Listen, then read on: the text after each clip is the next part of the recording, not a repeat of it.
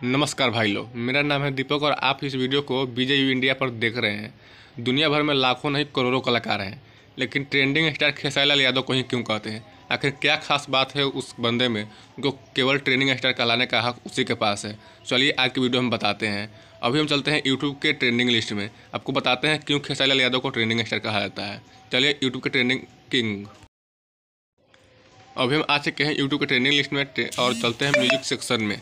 Music section में जाकर देखते हैं तो खेसारी लाल का पहला सॉन्ग जो है ट्रेंडिंग में अग्निवीर बोलबम है।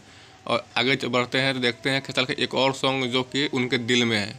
और तीसरा सॉन्ग खेसारी लाल का ही है जो कि है, आगे बढ़ते हैं देखते हैं तो बोलबम बोला हारमोनिया पर। और एक और सॉन्ग है जो कि आगे सैया के मुस्की सॉन्ग है।